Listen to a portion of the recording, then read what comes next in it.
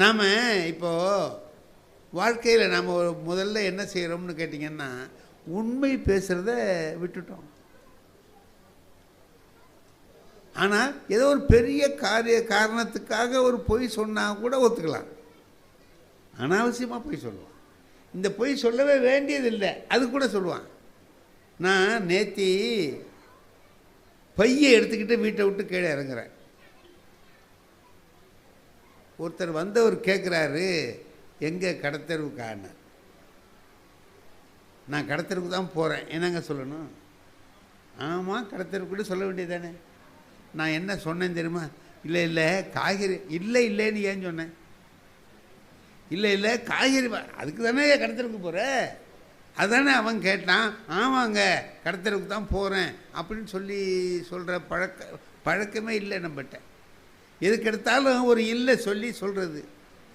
அதுதான் கடைசியில் அரிச்சந்திரனை சோதனை பண்ணுற பொழுது விஸ்வாமித்திரர் பல வகையான சோதனைகளை வச்சு பார்த்தாராம், தோற்று போயிட்டார். எல்லாத்துலேயும் அரிச்சந்திரன் வெற்றி பெற்று வர்றான், எந்த துன்பத்தையும் தாங்கிக்கிறான். கடைசியில் ஒன்று செய்கிறார், இதில் பார்த்துருவோம்னு செய்கிறார். என்ன செய்கிறார் தெரியுமா? ராத்திரி 12 மணி நள்ளிரவு, அரிச்சந்திரன் மயானத்தில் காவல் காத்துக்கிட்டு நிற்கிறான். அவர் வர்றார். இப்போ அவன் போய் அசந்து போய் மேலே பரணி கட்டியிருக்கான். மரத்து மேலே ஒரு பரண் கட்டி அதில் தான் ஓய்வு. இப்போ இந்த மாதிரி கொஞ்சம் லேசாக தூத்தல் போட்டுக்கிட்டு இருக்கு. சிலுன்னு காற்றடிக்குது. ராத்திரி 12 மணிக்கு மேலே ஆயிட்டு. இப்போ எல்லாருக்கும் என்ன வரும்? அந்த நேரத்தில் தூக்கம் வரும். அவர் போய் மேலே உட்கார்ந்தார். எப்போ விஸ்வாமித்திரர் வந்தார். ஹரிச்சந்திரா என்ன பண்ணிகிட்டு இருக்கேன்னார். இருக்கேன் அப்படின்னா. காவல் காத்துக்கிட்டே இருக்கேன்.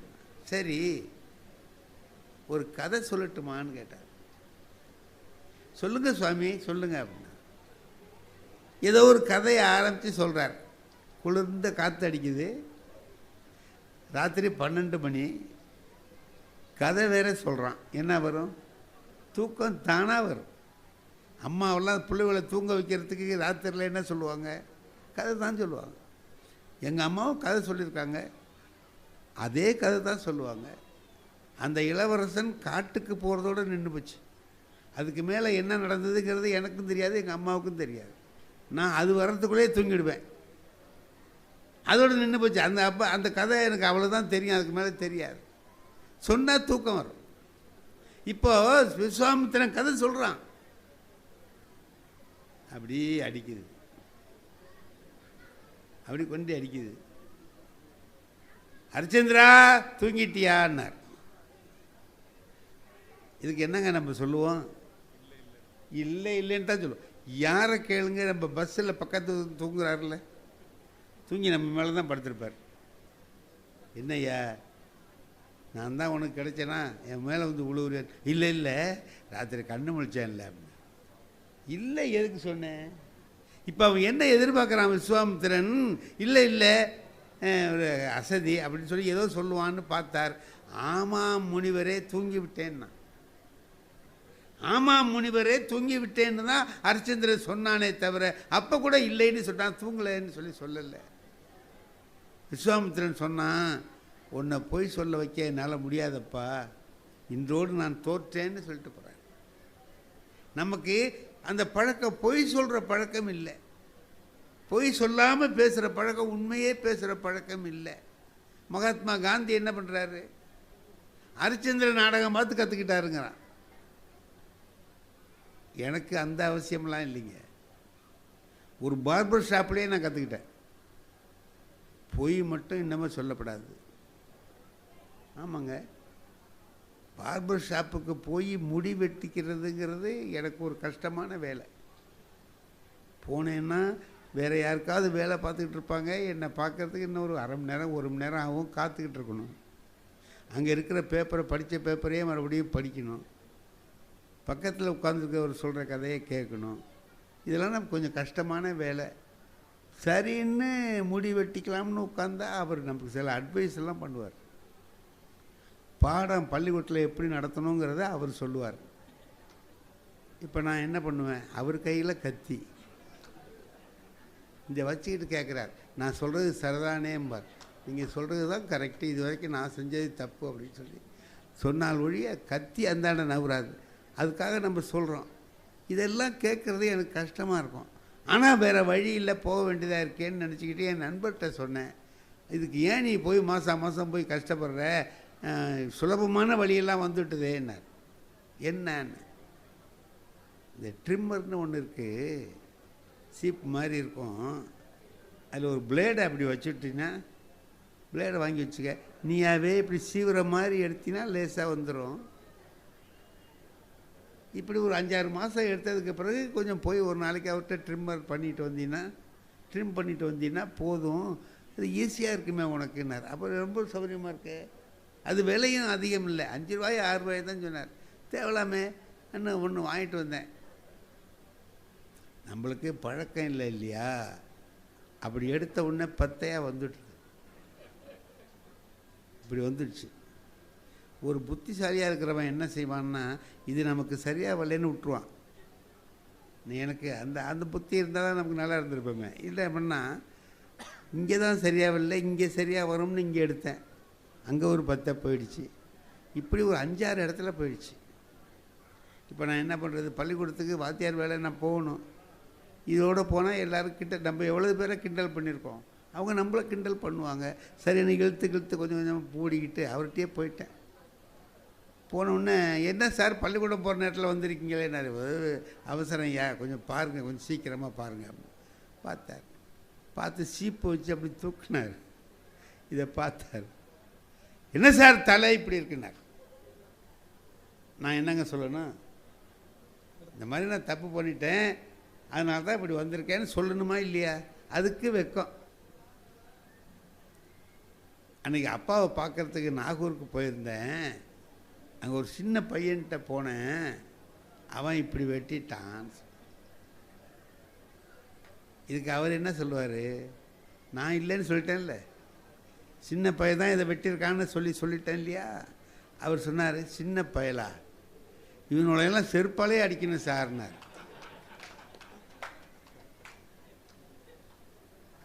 யார என்னதான் என்கிட்டே சொல்கிறாரு, என்னால் ஒன்றும் செய்ய முடியல, இந்த மாதிரி பயிர்களெல்லாம் செருப்பாலே அடிக்கணும் சார்னார்.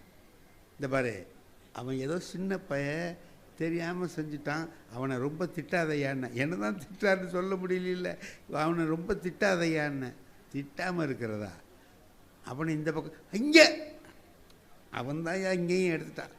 ஒரு தடவை எடுத்தவொன்னே அவனுக்கு அறிவு இருக்காது இல்லையே அப்படின்ட்டான். இவனோடலாம் மரத்தில் கட்டி வச்சு சார்னார். விட்டுடியா, அவன் ஏதோ தெரியாமல் செஞ்சுட்டான் விடியா அப்படின்னா விட மாட்டேங்கிறான். கடைசியாக நான் என்ன பண்ணேன், இனியும் விட்டால் ரொம்ப திட்டுவார், நம்மளால் தாங்க முடியாது அப்படின்னுட்டு, இல்லையா நான் தான் இந்த மாதிரி செஞ்சுட்டேன், சும்மா நான் வெக்கப்பட்டுட்டேன். நீங்களா சார் வெட்டினீங்க, முதல் தடவையிலேயே உங்களுக்கு வேலை நல்லா வருது சார்னா. நான் ரிட்டையர் ஆக போகிற சமயம் அது. அப்படின்னா என்ன அர்த்தம், இதை விட்டால் அடுத்த வேலை அதை பார்க்கலாம் நீங்கிறது மாதிரி, நல்ல முதல் தடவையிலேயே உங்களுக்கு வேலை நல்லா வருது சார்னா. அப்போ நான் நினச்சேன், இது எதனால் நமக்கு இந்த அவமானம் வந்தது? ஒரே விஷயந்தான், பொய் சொன்னது தானே, ஒரு சின்ன விஷயந்தானே, சின்ன பிள்ளையிலேருந்து நம்ம படிக்கிறது தானே இது. பொய்யாமை ஆற்றின் அறம் பிற செய்யாமை நன்று. எத்தனை தடவை இந்த திருக்குறள் நாம் படிச்சிருப்போம், மற்றவனுக்கு சொல்லியிருப்போம். திருக்குறள், ஒரு திருக்குறளில் திருவள்ளுவர் சொல்கிறார், ஓதி உணர்ந்தும் பிறருக்கு உரைத்தும் தான் அடங்கா பேதையில் பேதையார் இல். படித்தான், அது சரிதான்னு உணர்ந்தான், மற்றவங்களாம் எடுத்து சொன்னான். ஆனால் அவன் மட்டும் அதுபடி நடக்கலை. அவனை விட முட்டாள் உலகத்தில் யாரும் இல்லை. பேதையில் பேதையார் இல், அவனை விட முட்டாள் உலகத்தில் இல்லை. நான் எத்தனை பேருக்கு சொல்லியிருப்பேன், பொய்யாமை ஆற்றின் குரலை எவ்வளவு நடத்தியிருப்பேன். எனக்கு அது தெரியலையே. இப்போது ஒரே ஒரு விஷயந்தான், நாம் உண்மை என்று உணர்ந்தவற்றை பின்பற்றி வாழ கற்றுக்கொண்டோமானால் எந்த தொல்லையும் வராது. ஒரு சின்ன ஆசைக்காக அதை விட்டுட்டு வேறு ஏதோ ஒன்று நாம் செஞ்சுக்கிட்டு இருப்போம். அதனால் வருகிற துன்பங்கள் ஏராளம். ஒரு விஷயம் சொல்லுவார், திருவள்ளுவர் தான் சொல்லுவார், குடும்பத்தில் கணவனும் மனைவியும் எப்படி இருக்கணும்னு சொல்லுவார். அவர் சொல்கிற முக்கியமானது இன்றைக்கி கூட நாம் நினச்சி பார்க்க வேண்டிய விஷயம், நட்போடு இருக்கணுங்கிறார். காதலோடு இருக்கணும்னு சொல்லலை. ஒரு வயசில் இளமை இருக்கிற போது காதல்ங்கிறது அது சாதாரணமாக இருக்கும். ஆனால் அவர் சொல்கிறது நட்போடு வாழ வேண்டும் என்றார். உடம்போடு உயிரிடை என்ன மற்ற அன்ன மடந்தையோடு எம்மிடை நட்புன்னு. உடம்புக்கும் உயிருக்கும் எப்படிப்பட்ட தொடர்பு இருக்கோ அது மாதிரி தான் கணவனுக்கும் மனைவிக்கும் தொடர்பு. இது உடம்புன்னா அது உயிர், அது உடம்புன்னா இது உயிர். அப்படி ரெண்டு பேரும் எப்படி இருக்கணும்னா நட்போடு இருக்கணும். உடம்பை விட்டு உயிர் பிரிய முடியாது, பிரிஞ்சால் உடம்பு அல்ல, அது பணம். உயிர் உடம்பை விட்டு போயிட்டுதுன்னா அது ஆவி, எங்கேயோ போயிடும். எங்கே போச்சு என்னன்னு யாருக்கும் தெரியாது. அப்போ இது ரெண்டு பேரும் சேர்ந்து வாழணும். வாழும்போது எப்படி வாழணும்னா நட்போடு வாழணும். இது சின்ன விஷயம் தானுங்களே. இது தெரிஞ்சுக்கிறதுக்கு நமக்கு என்ன பெரிய கஷ்டமா? ஏன் நம்ம வீட்டில் அனாவசியமாக சண்டை போடுறோமே? ஏங்க தேவையில்லாமல் சண்டை போடுறோமே? அறிஞர் அண்ணா அவர்கள் ஒரு திருமணத்தில் பேசுகிற போது சொன்னார், ரொம்ப நல்லா நான் கேட்டேன் அதை. அவர் பேசுகிற போது சொன்னார், எப்படி இருக்கணுங்கிறதுக்கு ஒரு விஷயம் சொன்னார். ஒரு கணவன் சொல்கிறான், நாளைக்கு லீவு தானே, வாரியா நம்ம ரெண்டு பேரும் எங்கேயாவது வெளியில் போய் சுற்றிட்டு வருவோம் அப்படின்னு. போவோங்க, நம்மளும் வெளியிலலாம் போய் நாளாச்சு, போவோம். கல்லணைக்கு போவோமா? போவோமே. ஏதாவது செஞ்சு எடுத்துகிட்டு வா. என்னங்க செய்ய? என்ன செய்யணுமோ செய்ய. புளிசோறு செய்யட்டுமா? செய்ய, உனக்கு தான் நல்லா செய்ய தெரியுமா, செய்ய. புளிசோறு செஞ்சுக்கிட்டாங்க, போகிறாங்க. கல்லணைக்கு போகிறாங்க, எல்லாம் சுற்றி பார்க்குறாங்க. மத்தியானம் நேரம் ஆகிட்டுது, வா சாப்பிட்லாம். ரெண்டு பேரும் சாப்பிட்றாங்க. அப்போ அந்த மனைவி என்ன பண்ணுறா, ஒரு பிளேட் வச்சுருக்கா, அதில் எடுத்து கொஞ்சம் புளிசோரை வச்சு சாப்பிடுங்கிறான். அவன் சொல்கிறான், இதை திங்க தானே இங்கே வந்தோம். நேற்றுக்கே சொன்னால் புளிசோறு செய்யலான்னு செய்யன்னா, இப்போ இங்கே வந்து சொல்கிறான், இதை திங்கவா இங்கே வந்தோம். ஏங்க நீங்கள் தானே செய்ய சொன்னேன், அதுதானங்க செஞ்சுட்டு அது செஞ்சுருக்கிற. சரி, இந்த பிளேட்டில் வச்சு கொடுக்குறது தான் வீட்லேயே திங்கிறமே, அப்புறம் நீ ஊட்டி விடு, நீ ஊட்டி விடு. அதை எடுத்து அவள் என்ன பண்ணுறா, வாயில் அப்படி ஊட்டி விட்றா. சாப்பிட்டுட்டு சொல்கிறான், நீ புளிசோறு கொண்டு வரேன்னு சொன்ன. ஆமாம், அப்புறம் ஏன் புளிசோறு கொண்டு? ஏங்க புளிசோறு தானே கொண்டு வந்துருக்கிறேன். புளிசோறு கொண்டு வரேன்னு சொன்னேன், புளிசோறு செய்ய போகிறேன்னு சொன்னேன், எல்லாம் சொல்லிவிட்டு சக்கரை பொங்கலை கொண்டு வந்திருக்கியேன்னா. என்னங்க சக்கரை பொங்கல்? நான் புளிசோறு தாங்க கொண்டு வந்தேன். இந்த பார் இங்கே வா அப்படின்னு இவன் கொஞ்சம் எடுத்து அவளுக்கு ஊட்டி விட்றான். இவன் கொஞ்சம் ஊட்டி விடுறதுக்காக தான் இந்த நாடகத்தையே அவன் நடத்துகிறான். இவன் எடுத்து அவளுக்கு ஊட்டி விட்றான். புளிசோறு தானுங்களே அப்படின்னா. அப்படியா, உன் கை பட்ட உடனே சக்கரை பொங்கலாக போயிட்டுது. இப்படி குடும்பம் நடக்கணும் பார், இப்படி குடும்பம் நடக்கணும். ஒவ்வொன்றிலையும் ஒருத்தர் ஒருத்தர் பாராட்டி வாழுகிற அந்த வாழ்க்கை இருக்குது பாருங்க.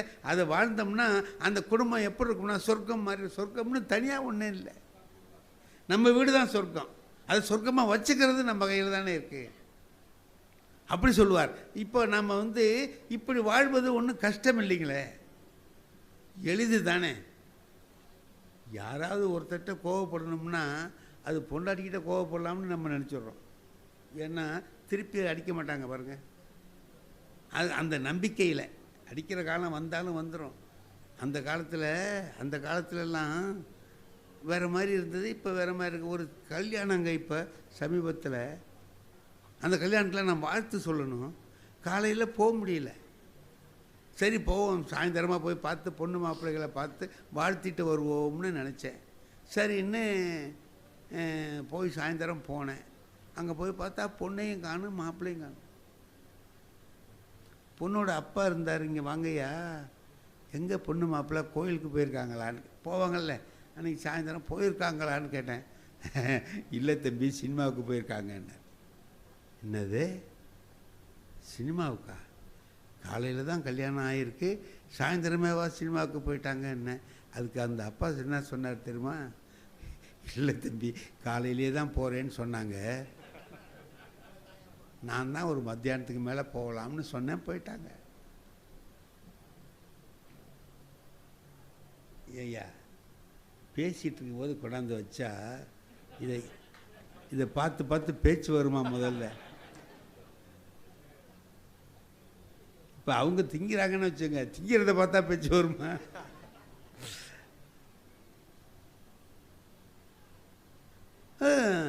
காலையில் தான் போகிறேன்னாங்க, இப்போ மத்தியானத்துக்கு மேலே போங்கன்னு போயிட்டாங்க. சரி சரி, சின்னஞ்செருசுகள் சந்தோஷமாக போனால் சரிதான் அப்படின்னு நினச்சேன். எங்கள் பக்கத்தில் ஒரு வயசு, ஒரு 75-80 வயசு ஒரு அம்மா, ஒரு வயசான பாட்டின்னு சொல்லலாம், அது இருந்துச்சு. அது என்ன பண்ணிச்சு, அட ஆண்டவனு வாயை பத்துச்சு. நான் கேட்டேன், ஏம்மா நீ வாயை பத்துற, உனக்கு என்னன்னு? என்ன தம்பி ஆச்சரியமாக இருக்குது, காலையில் தான் கல்யாணம் ஆகிருக்கு, சாயந்தரம் சினிமாவுக்கு போதுங்களா அப்படின்னா. உனக்கு என்ன, உனக்கு என்ன, அதுகள் சின்னஞ்சிறுசுகள் போகுது, போனால் போட்டுமே, உனக்கு என்ன வந்துச்சு அப்படின்னா. என்ன எனக்கு என்ன வந்துச்சுங்கிறீங்க, எங்களுக்கெல்லாம் கல்யாணம் ஆன காலத்தில், அதுக்கு எப்போ ஆகிருக்கும், ஒரு 70 வருஷத்துக்கு முந்தி ஆகிருக்கும். அதை சொல்லுது அது. எங்களுக்கெல்லாம் கல்யாணம் ஆன காலத்தில் எங்கள் வீட்டுக்காரவங்க மூஞ்சை பார்த்து பேசுகிறதுக்கு 3 வருஷம் ஆகிட்டு, அதுக்கடையில் 2வது பையன் பிறந்துட்டான்னு நான் பார்த்தேன். மூஞ்சி பார்க்காமலே 2 பையன் பிறந்திருக்கான்னா இது பார்த்துருந்தா என்ன ஆகிருக்கோம்னு பக்கத்தில் ஒருத்தர் நின்றுக்கிட்டு இருந்தவர் சொன்னார், ஒன்றும் ஆகிருக்காதுன்னார். ஏன்னா முக அமைப்பு அப்படி.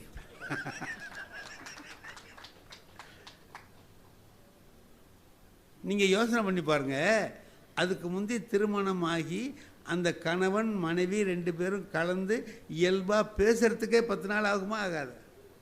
நம்ம காலத்தில் இருந்தது அப்படி, நம்ம காலத்தில் அப்படி இருந்தது.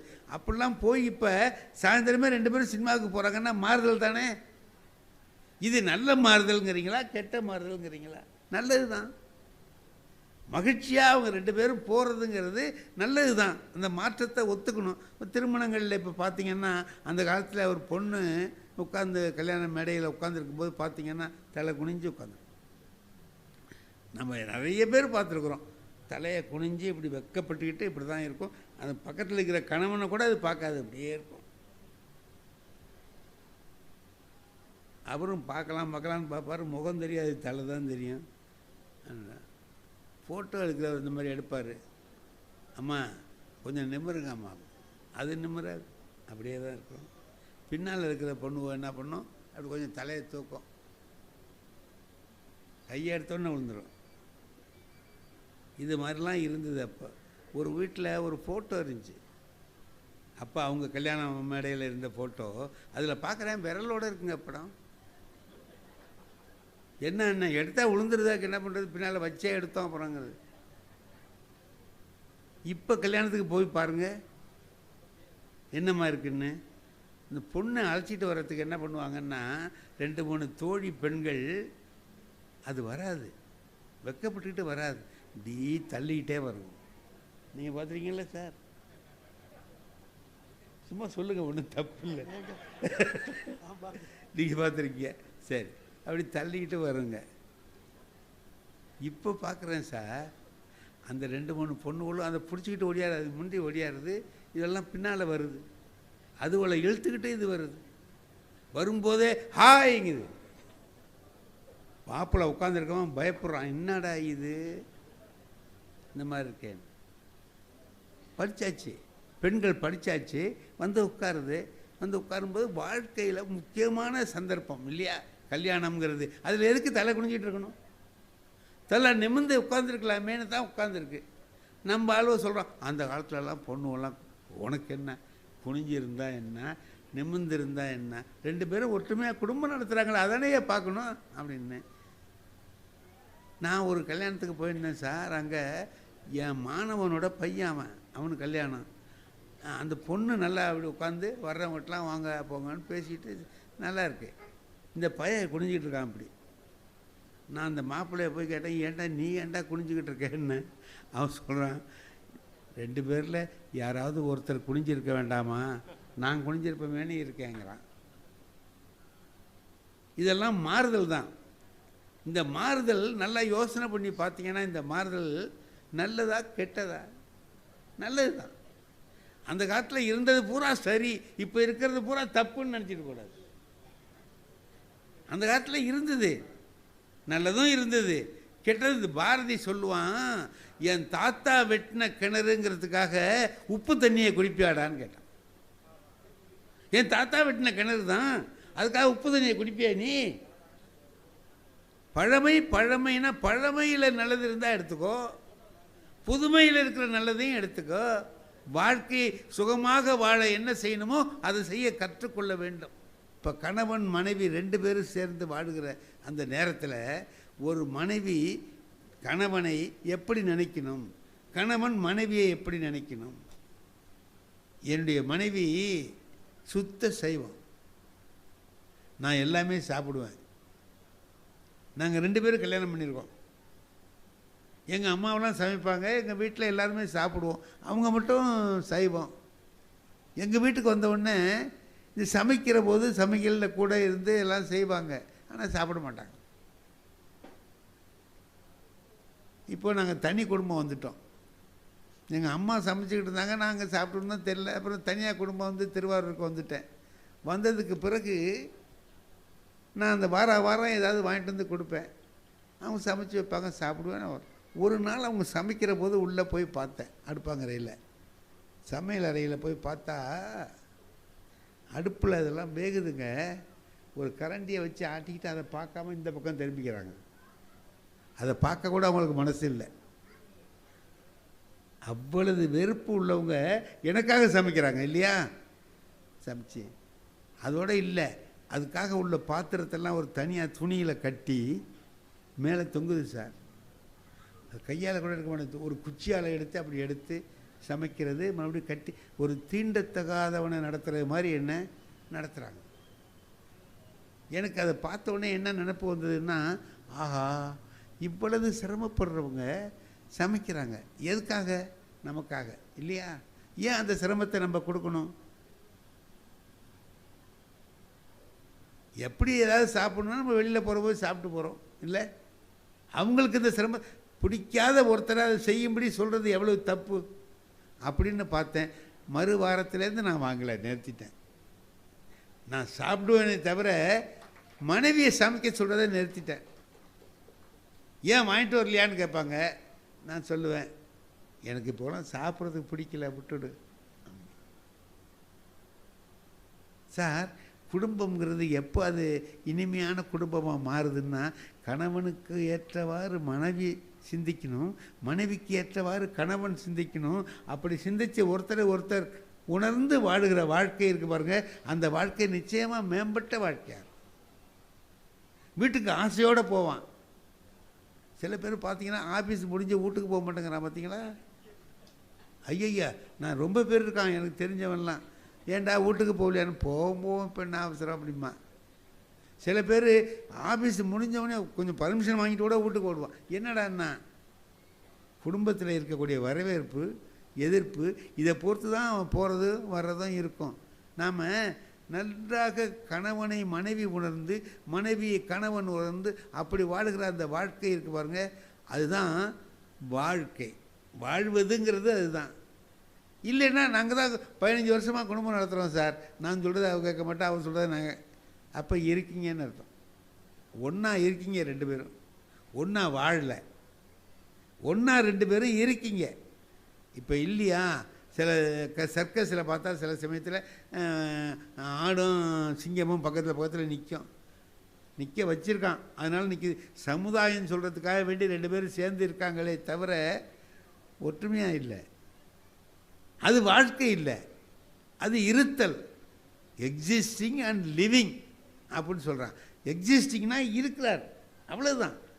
அந்த இருக்கிற வாழ்க்கையை நாம் வாழாமல் வாழுகிற வாழ்க்கையை வாழ்கிற பொழுது தான் அது சிறந்த வாழ்க்கையாக அமையும் என்பதை நாம் உணர்ந்து கொள்ள வேண்டும். இன்னொன்று, நம்மகிட்ட இருக்கிற குணத்திலேயே ஒன்று நான் நினைக்கிறது, அழுக்காறுங்கிறார் திருவள்ளுவர். அழுக்காறுன்னா பொறாமை தான். பொறாமையை என்ன பொறாமை? 2 வகையான பொறாமை இருக்குங்க. பொறாமையில் 2. என்னென்னா, என்கிட்ட இல்லாதது இவர்கிட்ட இருக்குது, என்கிட்ட கார் இல்லை இவர்கிட்ட இருக்குது, அதை பார்த்து என்னால் பொறுத்துக்க முடியல, இது ஒரு பொறாமை. இன்னொரு பொறாமை இருக்குது, நான் ஒரு கார் வச்சுருக்கேன், இவர் ஒன்று வாங்கிட்டார், அது பொறுத்துக்க முடியல. நானும் கார் வச்சுருக்கேன், இவர் வாங்கிட்டாரா. என்கிட்ட இருக்கிறது மற்றவங்கிட்ட இருக்கக்கூடாதுன்னு நினைக்கிறது ஒன்று, என்கிட்ட அவங்ககிட்ட நம்மகிட்ட இல்லாதது அவங்ககிட்ட இருக்கேன்னு நினைக்கிறது ஒன்று, அதுவும் பொறாமை தான். இந்த பொறாமை எப்படி வரும் அப்படின்னா, நாம் இருக்கிறது நம்முடைய வாழ்க்கையை நாம் வாழ்ந்துட்டுருக்கோம், நம்முடைய முயற்சிக்கு ஏற்றவாறு, நம்முடைய உழைப்புக்கு ஏற்றவாறு நாம் வாழ்ந்துட்டுருக்கோம். அவங்களுடைய முயற்சிக்கு ஏற்றவாறு, அவங்களுடைய உழைப்புக்கு ஏற்றவாறு வாழ்கிறாங்க. நீ ஒன்று வேணால் கற்றுக்கலாம், இப்படி உழைச்சா வாழலாம், இப்படி இருந்தால் வாழலாம்னு கற்றுக்கலாமே தவிர, இப்படி இருக்கானேன்னு பொறாமப்பட்டு அவனுடைய வீழ்ச்சிக்காக நாம் ஒன்று செஞ்சால் நாம் ஒரு காலத்துலேயும் முன்னேற முடியாதுன்னார் திருவள்ளுவர். அது என்ன செய்யுமா? அவனுடைய செல்வத்தை அழிக்கும், அவனையும் அழிக்கும். பொறாமைப்படுறவன் நிச்சயமாக அவன் வாழ்க்கையை கவனிக்க மாட்டான், இன்னொருத்தர் வாழ்க்கையை தான் பார்த்துக்கிட்டே இருப்பான். என் நண்பன் ஒருத்தன்னா என் வீட்டுக்கு வருவான். வந்தான்னா அவன் ஒரு நல்ல மனசு உள்ளவன். என்னன்னா, எவங்கிட்டேயும் நல்லது ஒன்றும் இருக்கக்கூடாது. கொல்லைக்கு போவான் சார், ஒரு மாமரம் இருந்ததுங்க, நிறைய காய்க்கும். இதை பார்த்து சந்தோஷப்படுவான்னு நினச்சி அழைச்சிட்டு போய், பாடா மாமரம் எப்படி காய்ச்சிருக்க பற்றியா, நல்லா காய்க்கும் போல இருக்கேன்னா. சார் ஒரு 15 நாளில் மரம் அவுட்டு சார், நல்லா காய்க்கும் போல இருக்கேன்னு தான் சொன்னான். அதுக்கே மரம் அவுட்டு. புள்ளை விழா நான் அதுக்கு பிறகு தான் தெரிஞ்சுக்கிட்டேன், அவனுக்கு எதுக்கு புள்ளை விழா. நம்ம சில பேர் சொல்லுவோம், நம்ம போனோம்னா சில வீட்டில் என்ன பண்ணுவாங்க, டே இங்கே வா ஏபிசிடி சொல்லி காட்டு, ஆனால் அவனை சொல்லு அப்படின்னு சொல்லி காட்டுறோம். எதுக்குன்னா என் பிள்ளை எல்லாம் சொல்லுவான்னு நம்ம பெருமையாக சொல்லுவோம். அதை எல்லோரும் ஒரே மாதிரி எடுத்துக்க மாட்டான். நம்ம பிள்ளை சரியா இல்லை, இவன் பிள்ளை மட்டும் சரியாக இருக்கே அப்படின்னு நினச்சி பொறாமப்படுறவன் இருக்கான். அதனால் ஒரு நாள் என் பேரை விளையாடிக்கிட்டு இருந்தான், ஓடியாந்தான், ஓடினான். யாருன்னா, என் பேரண்டா அப்படின்னா. துருன்னு இருக்கானேன்னா. சாயந்தரத்துக்குள்ளே காலை உடச்சிட்டு வந்துட்டான் சார். அதுக்கு வார்த்தை இல்லை, மனசு தான் காரணம். அதை தாங்கி கொள்ளாத மனசு. நான் என்ன பண்ணேன், இவனை நம்ம பயன்படுத்தணும்னு நினச்சிக்கிட்டு இருந்தேன், ஏதாவது ஒரு நல்ல காரியத்துக்கு பயன்படுத்தலான்னுட்டு. எங்கள் கிராமத்திலேருந்து வந்தவர் சொன்னார், களை ரொம்ப மண்டிருக்கு சார், வயலில் உழுது போட்டுட்டு புதுசாக நம்ம செய்யலாமான்னு நினச்சிருக்கேன்னார். அதெல்லாம் நீ உழுது போட வேண்டாம், நம்மகிட்ட ஒரு பையன் இருக்கான் சார், களை எடுக்கிறனா ரொம்ப செலவாகும் சார், அதுக்கு உழுது இரியா, நம்ம ஆள் இருக்கான். கொண்டு போய் பார்த்தா, ஐயோ களை இவ்வளவு இருக்கேம்மா, போயிடும், நான் கொண்டாடுறேன்னு அழைச்சிட்டு போனேன். அப்படியே சுற்றினான், வயலை சுற்றிக்க. இங்கே எதுக்கு அனாவசியமாக அழைச்சிட்டு வந்திருக்கேன்னா, இல்லை வேலை இருக்குடா, உன்னால் ஒரு நன்மை ஆகணும், எல்லாத்தையும் சுற்றி பாரு அப்படின்னு. எல்லாத்தையும் பார்த்துக்கிட்டே வந்தான். எதுக்கு அழைச்சிட்டு வந்தேன்னா, ரொம்ப களை மண்டி கிடக்கு, ஓ வாயால் ஒரு வார்த்தை சொன்னீன்னா நடக்குமேன்னு தான் சொன்னேன். அவன் சொன்னான், இவ்வளவு களைக்கும் இடையில் 2-3 பயிர் இருக்கேன்னா.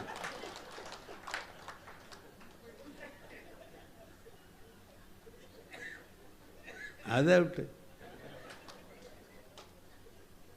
அதாவதுங்க என்னன்னு கேட்குறீங்களா, வேற ஒன்றும் இல்லை, அவன் மனசு நல்ல மனசு இல்லை. மனசு நல்ல மனசு இல்லாத போது எல்லாமே அப்படி தான் இருக்கும். நல்ல மனம் என்பது நிச்சயமாக ஒவ்வொருவருக்கும் இருக்க வேண்டியது, ரொம்ப முக்கியமாக இருக்கணும். நம்ம முல்லா கதை சொல்லுவோம் பாருங்கள், முல்லா கதை. முல்லா கழுதையில் ஏறி போகிறாரு, போகும்போது ஒருத்தன் கேட்குறான், முல்லா எங்கே போகிறீங்கன்னு கேட்குறான். இந்த இடத்துக்கு போகிறேன்னு சொல்லலாம்ல. என்ன கேட்டேன்னாரு. இல்லை எங்கே போகிறீங்கன்னு ம் ம் ம் அப்படின்ட்டு போயிட்டார். இன்னொரு நாள் போகிறான், முல்லா எங்கே போகிறீங்க என்ன கேட்டீங்க, எங்கே போகிறேன்னு கேட்டேன் ஏன்னு அப்படின்னு போயிட்டார். சொல்ல மாட்டேங்கிறார் போகிற இடத்த. அவனுக்கு ஆத்திரம் வந்துட்டு அவன் சொன்னான், முல்லாவுக்கு இப்போ திமிரு ஜாஸ்தியாக போட்டு பணம் ரொம்ப சேர்ந்து போச்சு போல இருக்கு, கேட்குற கேள்வி கூட பதில் சொல்ல மாட்டேங்கிறான். ஐயா எங்கே போகிறேன்னு சொல்லக்கூடாது, அவன் பாட்டுக்க தலையாட்டிட்டு போகிறான். ஒரு நாள் நடந்து வந்தார், போய் கேட்டான், முல்லா என்ன ரொம்ப சில்லறை ஏறி போச்சா, ஏத்தம்மா கேட்டா என்ன கேட்டீங்க, நீ எங்கே போகிறேன்னு தானே கேட்டேன், சொல்லக்கூடாது அப்படின்னா. எப்போ கேட்டீங்க, யோ நேற்று நீ கழுதையில் போனீல்லையா, ஆமாம். கழுதையில் போன போது கேட்டிங்களா, ஆமாம். என் கழுதையை பற்றி உங்களுக்கு தெரியாதுன்னா. என்னன்னா, நான் கடத்தூருக்கு போகணுன்னு நினச்சி தான் இல்லை ஏறுவேன், அது கடத்தூருக்கு போகாது, ரயில்வே ஸ்டேஷனுக்கு போகும். அதை ஒரு நாளும் நான் வருத்தப்படுறது இல்லை.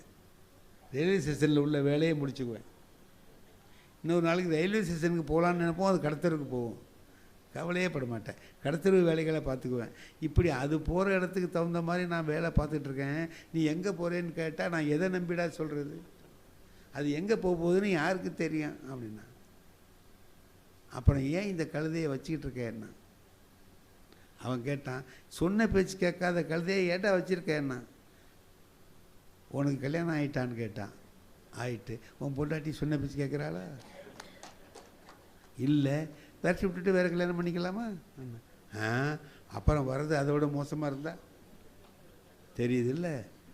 இந்த கழுதை நமக்கு சொன்ன இடத்துக்கு போக மாட்டேங்கிறதுக்காக வேறு கழுதையை கொண்டாந்தா, அது கீழே தள்ளி விடுற கழுதையாக இருந்தா, இல்லாததை நினச்சி யோசிக்கக்கூடாதுடா, இருக்கிறத வச்சு வாழ கற்றுக்கிறவன் தான் மனுஷன்னு சொன்னான். இல்லாததை நினச்சி ஏங்கிக்கிட்டு இருக்கிறது அல்ல, இருப்பதை வைத்து வாழ கற்றுக்கொள்கிறவனுக்கு பெயர் தான் மனிதன். இப்போது அவர் சொன்னார், பொறாமை ஆகாது அழுக்காறு என ஒரு பாவி. பாவம் செய்கிறவனுக்கு பேர் பாவி, பொறுக்கிறவனுக்கு பேர் பொறுக்கி. பாவம் செய்கிறவனுக்கு பேர் பாவி. அது பாவம் செய்யும், ஆகையினால அந்த அழுக்காறு அவர் என்ன சொல்கிறார், பாவின்னு சொல்கிறார். அழுக்காறு என ஒரு பாவி 2 வேலை செய்யும்னார். திருச்செற்று உன்னுடைய செல்வத்தை அழிக்கும், அப்புறம் தீயுழியை உய்த்துவிடும், உன்னை தீயமை செய்யும்படியாகவும் ஆக்கிவிடும். திருக்குறளில் மட்டுங்க நாம் வாழ்வாங்கு வாழ்வது வாழ்வாங்கு வாழ்வதுன்னா திருவள்ளுவர் ஒரு வார்த்தை சொன்னார், வையத்துள் வாழ்வாங்கு வாழ்பவன் வான் உரையும் தெய்வத்துள் வைக்கப்படும். இது குறள்.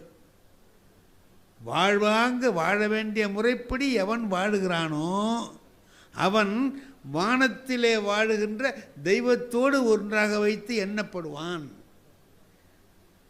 வான் உரையும் தெய்வத்துள் வைத்து எண்ணப்படும், அங்கே கொண்டு போய் சேர்ப்பான். அப்போ எப்படி வாழ்க்கையை நம்ம நடத்தணும் அப்படின்னு கேட்டிங்கன்னா, வாழ வேண்டிய முறை எதுடா வாழ வேண்டிய முறை எது? பொறாமை இல்லாமல் வாழுகிறோம், தீச்செற்று தீயுழி உய்த்து விடும் பொறாமை, அது இருக்கக்கூடாதுன்னு சொல்கிறோம். இல்லாமல் இருக்க முடியுதா, இருக்கிறோமா அப்படின்னா இல்லை. ஏன் இல்லை? திருக்குறளை படிக்கிறோம். திருக்குறளில் சொல்லப்படுகிற விஷயங்கள் இருக்குது பாருங்கள், நுணுக்கமானவை. தமிழ் சோலபிள்னு ஒரு அறிஞன் சொல்கிறான், இந்த ஆள் எப்படி இவ்வளவு விஷயத்தை சொன்னார். 2000 வருஷத்துக்கு முந்தி போக்குவரத்து இல்லாத காலத்தில் இங்கே உள்ளது அவனுக்கு தெரியாது, அங்கே உள்ளது இவனுக்கு தெரியாது. பாண்டியன் நெடுஞ்செழியன் செத்து போயிட்டாங்கிற விஷயத்தை இன்னொரு நாட்டு மன்னன் அறிந்து கொள்வதற்கு 14 நாள் ஆகுது. வஞ்சியில் இருக்கான், இவன் மதுரையில் இறந்து போயிட்டான். இங்கேருந்து அங்கே ஒரு மன்னன் இறந்தது இன்னொரு மன்னனுக்கு தெரியறதுக்கு 14 நாள் ஆயிருக்கு. அதுவும் அந்த வேடர்கள் சொல்லி தான் அவன் தெரிஞ்சுக்கிறான்னா. அந்த காலத்தில் இருந்தவர் திருவள்ளுவர். அவர் இன்னைக்கு கூட நாம் நினச்சி பார்த்து வியந்து போகிற அளவுக்கு அருமையான செய்திகளை சொல்கிறாரு. இவர்களால் எப்படி சிந்திக்க முடிந்தது? அதுதான் அவன் சொல்கிறான். கமில் சோலபிள்ங்கிறவன் சொல்கிறான், எப்படி இந்த ஆள் இவ்வளவு சிந்திச்சு எழுதினாருங்கிறது உலகமே பார்த்து வியப்படைகிற ஒரு விஷயம். அப்போ அவர் சொல்கிறாரு, ஒன்று சொல்கிறாரு, உதவி வரைத்தென்று உதவி செய்யப்பட்டார் சால்பின் வரைத்துன்னு ஒரு குறள் இருக்குங்க. எனக்கு அதுக்கு அர்த்தம் புரியல. உதவி வரைத்தென்று உதவி செய்யப்பட்டார் சால்பின் வரைத்து. இந்த பேனா இருக்குங்க, இதுக்கு என்ன விலை? 2 ரூபா. இதுக்கு 2 ரூபா தான் மதிப்பான்னு கேட்குறாரு திருவள்ளுவர். ஆமாம், 2 ரூபா தானே வாங்கணும், 2 ரூபா தானே. அப்படி நினைக்காத. இதை ஒருத்தனுக்கு கொடுக்குற, ஒருத்தன் இதை 2000 ரூபாயா நினைப்பான், இன்னொருத்தன் குப்பையாக நினைப்பான். அப்போ இதோட மதிப்பு குப்பையா 2000 ரூபாயா? திருவள்ளுவர் கேட்குறார். அந்த குறளை எனக்கு ரொம்ப நாள் இது என்ன சொல்கிறாரு இவர், என்னமோ சொல்கிறாரு. உதவி வரைத்தென்று உதவி செய்யப்பட்டார் சால்பின் வரைத்துன்னு சொல்கிறாரேன்னு ஒரு தீபாவளி அன்னைக்கு எனக்கு அது சரியாக தெரிஞ்சுது. தீபாவளி நான் ஒரு தெருவில் இருக்கேன். அந்த தெருவில் கடைசி வீட்டில் ஒரு பெரிய பணக்காரர் இருக்கிறார், ஒரு செட்டியார். அவர் பெரிய பணக்காரர். அவர் என்ன செய்வார்னு கேட்டிங்கன்னா, இந்த ஏதாவது வாங்கிறதுக்காக வர்றாங்கல்ல, பிச்சைக்காரங்க வர்றாங்கல்ல, அவங்கள வீட்டுக்குள்ளே அழைச்சிட்டு போவார். வீட்டுக்குள்ளே கொண்டு போய் பாய் போட்டிருப்பார், அதில் உட்கார வைப்பார். தலை வாழை இலை போட்டு அவர் மனைவியையே கொண்டு வந்து பரிமாற சொல்லுவார். எல்லாருக்கும் வடை பாயசம் எல்லாம் வச்சு, வீட்டில் செய்த பலகாரங்களை எல்லாம் வச்சு சாப்பிட சொல்லுவார். சாப்பிட்டு முடித்த உடனே ஒரு 4 முழை வேட்டி, ஒரு துண்டு கொடுப்பார். வெத்தலை பாக்கில் வச்சு ஒரு 5 ரூபா பணம் கொடுப்பார். இது எல்லாருக்கும் கொடுக்குறார். இதை நான் கேள்விப்பட்டிருக்கேன். இப்போ இந்த குறளுக்கு அர்த்தம் புரிஞ்சுக்குவோம் அப்படின்னு நினச்சி அங்கேருந்து வாங்கிட்டு வந்த ஆள் ஒருத்தரை கூப்பிட்டு கேட்டேன், எங்கய்யா அங்கே போயிட்டு வர்றேன்னு. ஐயா வீட்டுக்கு போயிட்டு வந்துடுறேன். எப்படி என்ன நடந்துச்சு? என்ன நடந்துச்சு? உள்ளே கொண்டு வச்சு சோறு போட்டார். நான் அம்மா விட்டு பரமா ஒரு வேலைக்காரனை விட்டு பரமா சொல்லக்கூடாது. சாப்பாடு இருந்துச்சு சார், வடை பாயசம் நம்ம இல்லையா? அந்த மாதிரி தான். வேறு எதுவும் ஒரு 4 முளை வேட்டி கொடுத்தது கஞ்ச பயிலுவது சார், ஒரு 8 முளை வேட்டி கொடுக்கக்கூடாது? துண்டு எதுவும் கொடுத்தாரா? ஒரு துண்டு கொடுத்துருக்காரு சார். இங்கே போத்துனா இங்கே திறக்குது, இங்கே போட்டுனா இங்கே திறக்குது.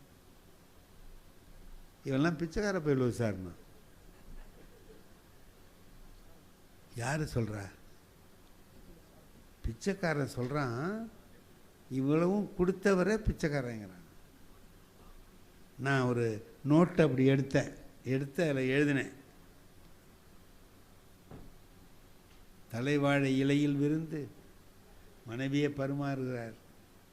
ஒரு 4 முழை வேட்டி 4 முழை துண்டு இஸ் ஈக்குவல் டு பிச்சைக்கார பயல்.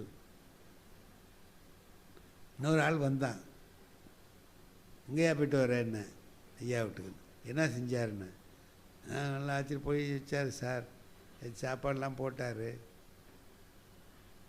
பரவாயில்ல சார், 8 முளை வேட்டியாக கொடுத்துருக்கலாம், 4 முளை கொடுத்தாரு சார், ஏதோ கொடுத்தாரு. அப்புறம் 5 ரூபா கொடுத்த காலத்தில் 5 ரூபா எதுக்கு சார் ஆகும்? ஏதோ பரவாயில்ல சார்.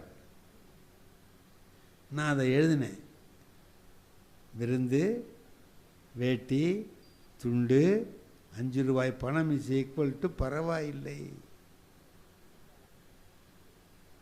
இன்னொருத்தன் வந்தான், அவன்கிட்ட கேட்டேன் என்னன்னு. ஐயா உள்ளே அழைச்சிட்டு போய் சாப்பாடு வச்சாரியா. இப்போ நீங்கள்லாம் வந்தால் எங்கள் வீட்டுக்கு வந்து கேட்டால் என்ன செய்வீங்க? ஒரு இட்லி எடுத்து போடுவீங்க, ஒரு வடையை எடுத்து கொடுத்து போவீங்க. உள்ளே அழைச்சிட்டு போய் உட்கார வச்சு அந்த அம்மா மகாலட்சுமி மாதிரி இருந்துச்சு சார், அவங்கள விட்டு பரிமாற சொன்னார் சார். வேட்டி கொடுத்துருக்காரு சார், 4 முழ வேட்டி. இந்த குளிருக்கு என்னமா இருக்கும் தெரியுமா, போத்திக்கலாம். துண்டு கொடுத்துருக்காரு சார், அதை விட மேலே கொசு கடிக்கு ரொம்ப நல்லா இருக்கும் சார். வேறு அப்புறம் 5 ரூபா பணம் கொடுத்தாரு சார், 50,000 ரூபா மாதிரி சார். புண்ணியமா ரொம்ப நாளைக்கு நல்லா இருக்கணும் சார்னா. நான் எழுதினேன், அதே விருந்து, அதே வேட்டி, அதே துண்டு, அதே 5 ரூபாய் இஸ் ஈக்குவல் டு புண்ணியவான் ரொம்ப நாளைக்கு நல்லா இருக்கணும். இப்போ அவர் செய்த அந்த உதவி எல்லாருக்கும் ஒரே மாதிரி தானே? அது பிச்சைக்கார பையன்னு சொன்னது சரியா, பரவாயில்லைன்னு சொன்னது சரியா, இல்லை புண்ணியவான் ரொம்ப நாளைக்கு நல்லா இருக்கு, அதுக்கு எதிராக விலைன்னா? அதுக்கு விலை பொருளில் இல்லை, வாங்கிக்கிறவனில் இருக்குன்னார். வாங்கிக்கிறவன் என்ன நினைக்கிறான்? அப்போ என்ன அதுக்குள்ள உள் பொருள் என்னன்னா, கொடுக்கறது பார்த்து கொடுறா, எவனுக்கு தேவையோ அவனுக்கு கொடு. அவன் போற்றி வணங்கி எடுத்துக்குவான். தேவையில்லாதவன்கிட்ட கொடுத்தா அதில் உப்பு பத்தல புளி பத்தலைன்னு ஏதோ சொல்லிகிட்டு இருப்பான். வாழ்க்கையை ரொம்ப உணர்ந்து பார்த்து திருவள்ளுவர் ஒவ்வொரு குறளையும் சொல்லுகிறார். கடற்கரையில் உட்காந்துருக்கேன், நாகூர் கடற்கரையில் இருட்டி போயிட்டு நல்ல காற்று, கடல் பார்த்துக்கிட்டு அப்படியே உட்காந்தேன். ரொம்ப நாளைக்கு அப்புறம் போயிருக்கோன்னு நேரம் ஆயிட்டு, இப்போ என்ன பண்ணலாம், வீட்டுக்கு போகலாமா, வழி கூட தெரியாமல் ஆயிடுச்சு, அந்த மாதிரி ஆயிட்டது. அப்போ யாரோ வர்ற மாதிரி இருந்துச்சு. பார்க்குறேன், கிட்ட வந்தவுடனே ஒரு கெட்ட நாத்தம் அடிக்குது. உடம்பு குஷ்டரோகம், அதில் அழுகி ஊற்றுது. மெதுவாக என்கிட்ட எழுந்துச்சி உட்காந்து ஒரு 10 ரூபா பணம் கொடுன்னா. நான் நாகூருக்காரன், சொந்த ஊருக்காரன், அதனால் நான் பணம் ஒன்றும் கையில் எடுத்துகிட்டு போகல, இல்லை என்கிட்ட உண்மையிலேயே. அவர் கேட்டவுடனே நான் சொன்னேன், இல்லையா என்கிட்ட பணம்னு. வெள்ளை சல்லையாக இருக்க, ஒரு 10 ரூபா கூட இல்லாமல வந்தேன். இல்லையா, எனக்கு ஊர் தான், நான் அதனால் எடுக்காமல் வந்துட்டேன் அப்படின்னேன். வெக்கமாக இல்லை? எனக்கு கொஞ்சம் கோவம் வந்துட்டு, வாங்குறவன் இவ்வளோ திமிராக பேசுகிறானே அப்படின்ட்டு நான் சொன்னேன், இந்த பாரு, உன்னை பார்த்துக்க ஒருத்தன் கூட இல்லை, உன்னை நம்பி எவனும் இல்லை, உன்னை நம்பியும் ஒருத்தனும் இல்லை, உன்னை காப்பாற்றுறதுக்கும் ஒருத்தனும் இல்லை. நீ இந்த உடம்புல நோயோட கஷ்டப்பட்டுட்டு இருக்கிறியே, ஏன் இந்த எய்த்தாப்புல தானே கடல் இருக்குது, உழுந்து சாவேன்னு. கோபத்தில் சொன்னேன், சொல்லக்கூடாது, கோபத்தில் சொன்னேன். அதுக்கு அந்த ஆள் என்ன பதில் சொன்னான் தெரியுமா? ஏன் நீ சாவேன்னா. எனக்கு கோபத்தை விட அப்போ கொஞ்சம் யோசனை பண்ணேன், ஏன் இவன் இப்படி சொல்கிறான்? நாம் சொன்னது உனக்கு ஒருத்தரும் இல்லை, உடம்பு வேறு சரியா இல்லவும் சாவலாமே என்ன. இப்போ நம்மளை காப்பாற்றுறதுக்கு 4 பேர் இருக்கிறான், நாம் 4 பேருக்கு உதவியாக இருக்கிறோம், நாம் இருக்க வேண்டியது அவசியமாக இருக்குது, அதனால் என்னையும் சாப்பிட சொல்கிறான் அப்படின்னு நினச்சா மனசுக்கு வருத்தமாக இருந்துச்சு. வீட்டுக்கு வந்துட்டேன். வந்த உடனே யோசனை பண்ணி பார்த்துட்டு திருக்குறளை எடுத்து பார்த்தா, ஒரு திருக்குறளில் அவன் சொன்னது கரெக்டுன்னு எழுதியிருக்கார் சார் திருவள்ளுவர். அவன் என்ன சொன்னானோ அது சரின்னு எழுதியிருக்கிறார். ஒரு குறள், சாதலின் இன்னாதது இல்லை, சாவறது மாதிரி கொடுமையானது எதுவுமே இல்லை, இனிது அதுவும். அந்த கொடுமையான சாவு கூட ஒரு இனிமையாக இருக்கும். எப்போ தெரியுமா? ஈதல் இயையாக்கடை. உன்னால் யாருக்கும் கொடுக்க முடியலன்னா என்ன அர்த்தம் தெரியுமா? யாருக்கும் கொடுக்க முடியாத நிலைமையில் நீ இருப்பதை விட சாகலாம். யாருக்கும் கொடுக்க முடியாத நிலைமையில் நீ இருப்பதை விட சாகலாம் அப்படின்னா என்ன அர்த்தம்னா, அந்த பிச்சைக்காரன் சொன்னது கரெக்ட். சாக வேண்டியது அவன் இல்லை, கொடுக்க முடியாத, வாங்காத அவன் சாகக்கூடாதான், கொடுக்க முடியாத நான் தான் வெக்கப்பட்டு சாகணும்னு திருவள்ளுவர் சொல்கிறார். அதைத்தானே அவன் சொன்னான். அப்படின்னு நினச்சி பார்க்குறோம். இப்படி குறளை படிப்பது மட்டுமல்ல, வாழ்க்கையில் அதை எப்படி பயன்படுத்தலாம், எப்படி வாழ்க்கையாக அதை மாற்றலாம் என்பதை எண்ணி பார்த்து செய்வதற்க அதுதான் சிறந்த வாழ்க்கை. ஆகையினால் நாம் எல்லாருமே வாழ்க்கையை வாழக்கூடிய வாழ்க்கையாக மாற்றி நம்முடைய வாழ்க்கையை செம்மையான வாழ்க்கையாக மாற்றிக்கொள்வது தான் சிறந்த வாழ்க்கை. அதனால தான் நான் சொன்னேன், இது ஒன்றும் கஷ்டம் இல்லையே, சுலபந்தானே. நினச்சி பார்த்தோம்னா இது கஷ்டம் இல்லை. பொய் சொல்லாமல் இருக்கிறது கஷ்டமா சார்? கொஞ்சம் முயற்சி பண்ணால் இருக்கலாம். இப்போ நான் பொய் சொல்கிறது கிடையாது. ஏன்னா அந்த திட்டு வாங்க நம்மளால் முடியாதுங்கிறதுனால நான் விட்டுட்டேன். பொய் சொல்லாமல் இருக்கலாம், முடியாதா? நம்மளால் முடியும். அதே போல் பொறாமைப்படாமல் இருக்க முடியாதா? முடியும். அதையெல்லாம் கொஞ்சம் பார்த்தால் செய்யலாம். கொஞ்சம் முயற்சி பண்ணுவோமே அப்படிங்கிறதுக்காக தான் நான் வாழ்ந்து பார்ப்போம் வாரியர் அப்படின்னு சொன்னேன். வாழ்ந்து பார்ப்போம். நன்றி.